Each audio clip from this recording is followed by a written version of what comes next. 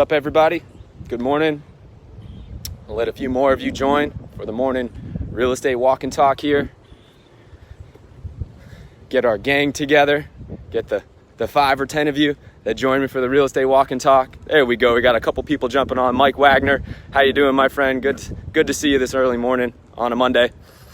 So this morning I was listening to a podcast that I think you all should listen to. It's called the Get Rich Education Podcast, and I put a link at the top of the description. Anytime I hear really great content, I'm going to share it with you.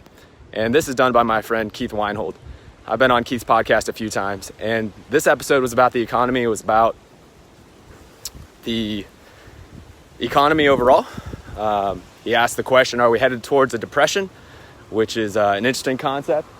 Gives some really great stats, and also talks about the inflationary period that is going to be coming our way and how that affects rental property owners as well. So listen to that podcast, and I pulled out a few nuggets that I'm going to share with you this Monday morning to start your day. Now, tomorrow, I'm going to be interviewed on the Not Your Average Investor show. I hope you all will join me there. It's a topic that I know is in the minds of a lot of rental property investors. Should I invest in rental properties now, or should I wait? So if this is something you've been thinking about, you'll want to join me tomorrow on the Not Your Average Investor show. There's a link in the description as well. So just a few nuggets that I pulled out from Keith's podcast. Number one, pulled out some really great information from the Great Depression. Do you know in the Great Depression, the max unemployment that we got to in the country during the Great Depression in the decade that followed was 25%. An incredible amount of unemployment. For comparison's sake, prior to coronavirus, we were at about 3.5%. And he gave an interesting viewpoint that that's actually lower than what, I guess, at that point, the Fed usually starts to put in contractionary measures because they actually don't want, it's not that they don't want inflation to be that low, but it's an opportunity to reduce some of the inflationary measures that they put in. And now, with the effect of coronavirus, many well-respected reports are coming out and expecting that number is going to be somewhere north of 10%. But they're expecting that to be for a relatively short period of time, not for a decade like we saw during the Great Depression.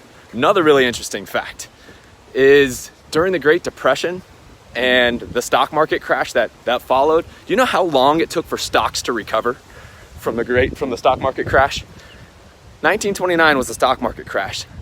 The stock market did not regain its value for 25 years until 1954. That blew my mind when I heard that. And that's not even adjusted for inflation, just real dollars. So that was an incredible nugget.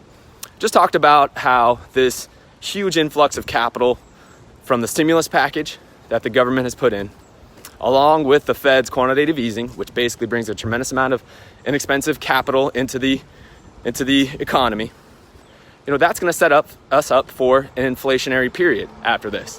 And Keith talks about, and this is his term, he talks about how rental properties who buy properties with smart debt win the triple crown in inflationary periods. This is how I invest as well, because in inflationary periods, there's more dollars than goods and services. And so you tend to see the cost of goods and services go up. And what does that do to rents? Well, rents tend to go up with inflation. And what does that do for home prices? Well, home prices tend to go up with inflation. Excuse me here, we got our lovely, hey guys, thanks. So home prices go up with inflation. So you win the second crown, the crown of the triple crown. And the third is your debt. And this is what is so crucial. I think most people miss this point, but it sets you up for so much long-term wealth. Your debt payments stay the same. And as the value of your rents and your prices go up, it actually devalues your debt payments. Makes it easier to pay those same debt payments with the same dollars. And your debt payments stay the same. You're locked in many times for a 30-year loan. And oh, by the way, your interest rates that you can get right now are 4% and even sub 4%. So an incredible opportunity, and rental properties rental property owners, even when your interest rates aren't as good as they are today, you win the Triple Crown, according to Keith. And of course, I agree. Keith actually asked me to be on the podcast coming up. I'm going to be recording that with him this Friday. So I'll certainly share that with you when that comes out, probably in a few weeks or so. And I hope you guys join me tomorrow for this topic. I know it's really important in the minds of a lot of rental property investors.